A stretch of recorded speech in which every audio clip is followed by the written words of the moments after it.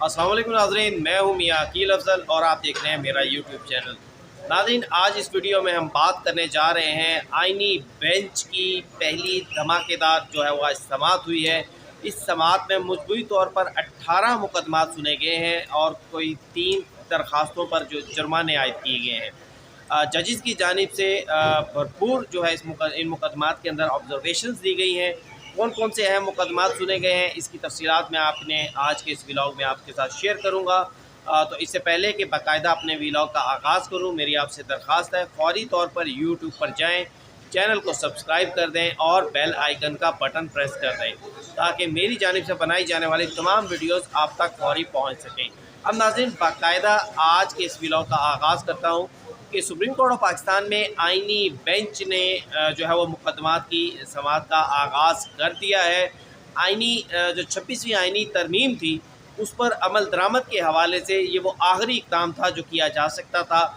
सबसे पहले आइनी बेंच की तश्कील थी, जुडिशल कमीशन की तश्कील थी, फिर आइनी बेंच की तश्कील थी, उसके बाद आइनी बेंचेस के मुख्तलिफ इजलास हुए, फिर ये जो आखिरी स्टेप था जो हम कह सकते हैं कि 26वीं आइनी तरमीम पर अमल दरामद के हवाले से था, वो यही था कि आइनी बेंच बैठे और मुख्तलिफ मुकदमात के फ़ैसले कर दे। तो आज आइनी बेंच ने बाकायदा फ़ैसले करने का आगाज़ कर दिया है। अमली तौर पर आइनी बेंच जो है वो फ़ाल हो चुका है। तो इसलिए आज की समाअत जो है वो इंतहाई अहमियत के हामिल है।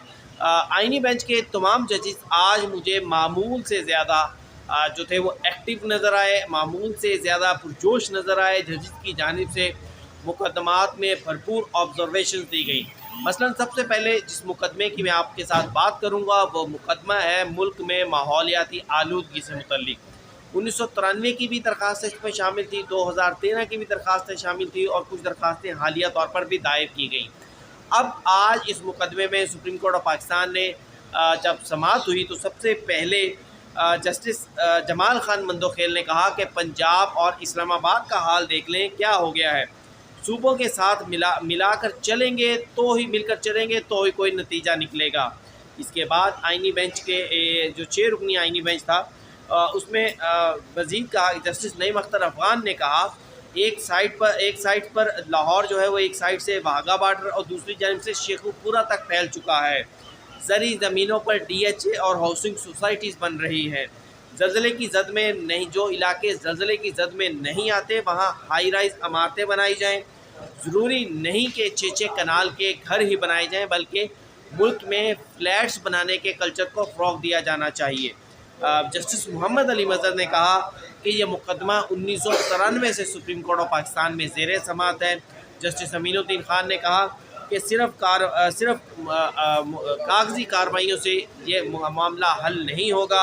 अदालत जस्टिस जमाल खान मंदोखेल ने कहा कि पेट्रोल में मिलावट से भी माहौलियात में आलूदगी फैल रही है। जस्टिस मोहम्मद अली मज़हर ने कहा कि अब तक हुकूमत की जानिब से माहौलियाती अथॉरिटी का चेयरमैन मुकर्रर नहीं हुआ।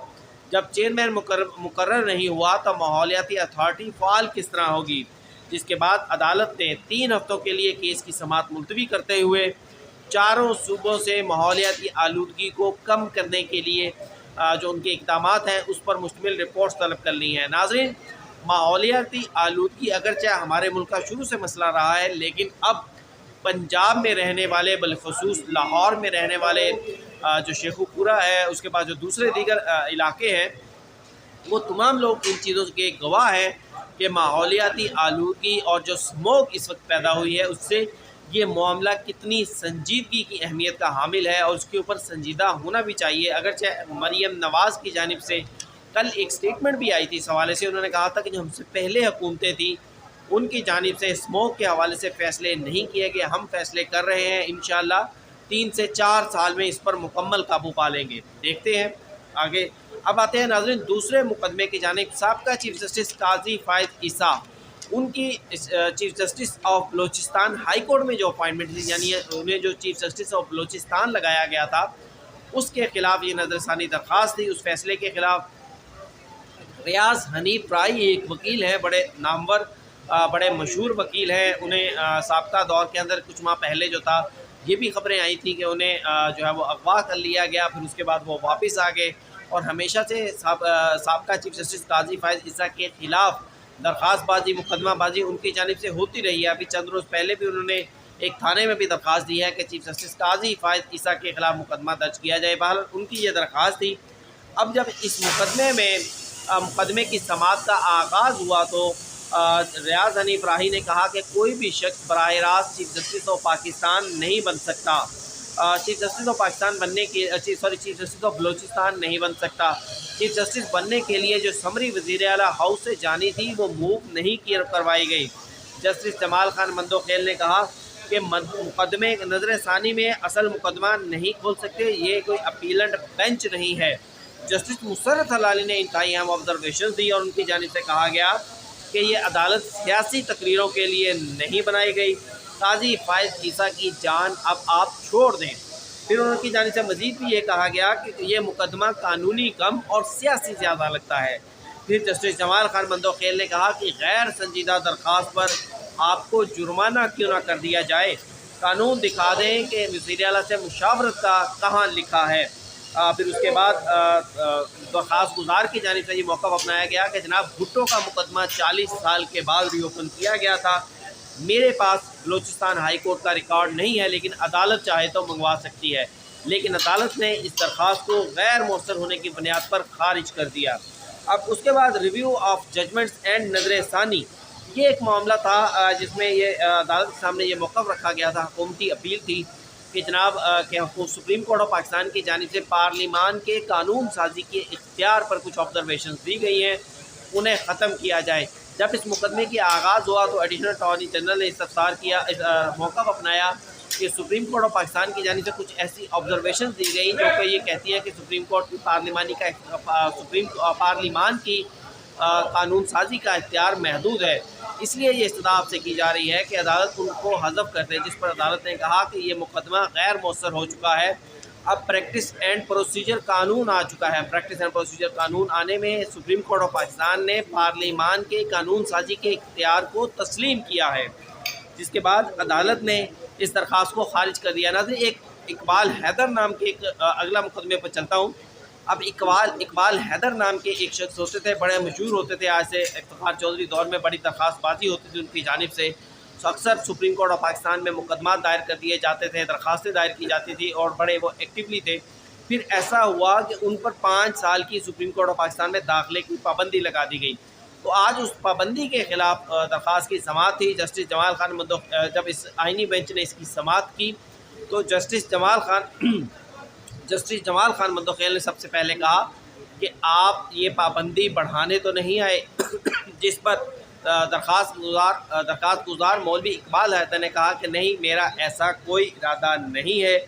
जिसके बाद अदालत ने इस दरख्वास्त को भी खारिज कर दिया। एक दरख्वास्त सुप्रीम कोर्ट ऑफ पाकिस्तान में दायर की गई थी जिसमें यह मौक़िफ़ अपनाया गया था कि जो 8 फरवरी को इलेक्शन हुए हैं अभी रिसेंटली, उन्हें फरवरी के बजाय मार्च में जो है मुंतकिल कर दिया जाए। उस मुकदमे की भी समाअत हुई। अदालत ने उस दरख्वास्त को भी गैर ज़रूरी होने पर रजिस्ट्रार ऑफिस के जो एतराज़ात थे उनको बरकरार रखा और जो है उसको निपटा दिया गया। और ये भी जस्टिस जमाल खान मंदोखेल ने कहा कि इस दरख्वास्त गुजार क्योंकि वसीम सजाद सुप्रीम कोर्ट का वकील नहीं है, इस पर तो डबल जुर्माना होना चाहिए। अब उसके बाद गैर मुल्की असासों के खिलाफ ये मुकदमा, इस नौइयत का मुकदमा जस्टिस साकिब निसार के दौर में चलता रहा। सुप्रीम कोर्ट ऑफ पाकिस्तान में बहुत सारे ऑर्डर जारी किए गए, बहुत सारी लेजिस्लेशन के लिए जो है वो चीज़ों को प्रेस किया गया कि ऐसी कानून साजी करें कि ऐसी चीज़ें ना हो। लेकिन आज इस आइनी बेंच ने इस दरख्वास्त को भी गैर मौसर होने पर जो है वो गैर मौसर कह रहा हूँ, इसको बेकार दरख्वास्त करार देते हुए, फजूल दरख्वास्त करार देते हुए इसको खारिज कर दिया। 20,000 रुपये जुर्माना भी इस दरख्वास्त गुजार को कर दिया। इस मुकदमे की समाअत के आगाज़ में जस्टिस जमाल खान मंदोखेल ने कहा, कानून साजी करना पार्लिमान का इख्तियार है, इलेक्शन कमीशन कैसे कर सकता है। और जस्टिस मोहम्मद अली मज़हर ने कहा कि इसमें तो किसी कानून का हवाला नहीं दिया गया। जिस पर दरख्वास्त गुजार मुश्ताक आवान ने यह मौक़िफ़ अपनाया कि उनका कहना यह है कि जिन लोगों के दूसरे ममालिक में असासे हैं उनके पाकिस्तान में इलेक्शन लड़ने पर पाबंदी होनी चाहिए। जिस पर जस्टिस मोहम्मद अली मज़हर ने कहा कि आपने किसी भी शख्स का नाम नहीं लिखा कि किसके गैर मुल्की असासे हैं और किस पर पाबंदी होनी चाहिए। जस्टिस अमीनुद्दीन खान ने उनसे कहा कि आप अपने हल्के के नुमाइंदे से रुजू करें और वह इस मामले पर कानून साजी करवाएं। जिसके बाद अदालत ने इस मुश्ताक आवान को 20,000 रुपये जुर्माना कर दिया। और नाज़रीन, इसके बाद अगला मुकदमा काल हो गया था, फिर उसमें मुश्ताक अवान दोबारा आए। बुज़ुर्ग आदमी थे, शायद उन्हें 20,000 जुर्माने का आइडिया नहीं हुआ। जब वो जुर्माना माफ़ करने के लिए अदालत में आए तो जजेस मोअज़्ज़ज़ जज साहबान ने अपनी सिक्योरिटी से कहा कि इनको यहाँ से हटा दें, हम नए मुकदमे पर आ चुके हैं। अब उसके बाद गैर मुल्की शहरियों से, ख़वातीन से शादियों पर पाबंदी के हवाले से भी एक मुकदमे की समाअत हुई है। जस्ट ये महमूद अख्तर नकवी की जानिब से दरख्वास्त दायर की गई। उनका मौक़िफ़ था कि उन्हें कल रात नोटिस मिला है, तैयारी नहीं कर सके, मोहलत दी जाए, जिस पर अदालत ने कहा मोहलत नहीं मिलेगी और आप हमें सिर्फ ये बता दें कि किसी भी सरकारी मुलाजिम या अहदेदार को हम किसी गैर मुल्की खातून से शादी पर पाबंदी का हुक्म कैसे जारी कर दें कि आप गैर मुल्की से शादी नहीं कर सकते। जस्टिस मोहम्मद अली मज़हर ने कहा कि अगर हम ये हुक्म जारी कर देंगे तो कल को ये आ जाएगा कि कोई शादियों पर ही पाबंदी लगा दें, गैर मुल्कियों को चीज़ भी निकल जाएगी उसमें। शादियों पर पाबंदी नहीं लगाई जा सकती, जिस पर अदालत ने दरख्वास्त गुजार महमूद अख्तर नकवी को 20,000 रुपये जुर्माना कर दिया। फिर इसी तरह पाकिस्तान डेमोक्रेटिक मूवमेंट के दौर में आखिरी चंद दिनों में 154 के करीब कवानीन पार्लिमान की जानिब से मंजूर किए गए थे अभी रिसेंटली, तो उसके खिलाफ भी दरख्वास्तें थी। वो भी महमूद अख्तर नकवी की दरख्वास्त थी, उसको इस दरख्वास्त पर भी 20,000 जुर्माना कर दिया गया। आरिफ अलवी के बतौर सदर उनको ओहदे से हटाने के लिए एक दरख्वास्त दायर की गई थी, लेकिन इसमें दरख्वास्त गुजार को जो है वो नोटिस मौसूल नहीं हो सका, जिसकी बुनियाद पर सुप्रीम कोर्ट ऑफ पाकिस्तान ने दोबारा इसमें दरख्वास्त गुजार को नोटिस जारी कर दिए। नाज़रीन, इमरान खान के हवाले से भी बड़ी खबर आई है कि इमरान खान और बुशरा बीबी की तोशाखाना 2 में बरियत की दरख्वास्तें मुस्तरद हो चुकी हैं और इस्लामाबाद और ट्रायल कोर्ट ने उन पर अब फ़र्द जुर्म की तारीख दे दी है। इस मुकदमे की तफसीलात अगले व्लॉग में आपसे शेयर करूँगा। आज के लिए इतना ही। व्लॉग कैसा लगा मुझे अपने कमेंट्स में ज़रूर बताइएगा। चैनल को लाइक, सब्सक्राइब और शेयर करना बिल्कुल मत भूलिएगा। इजाज़त दीजिए, अल्लाह हाफ़िज़।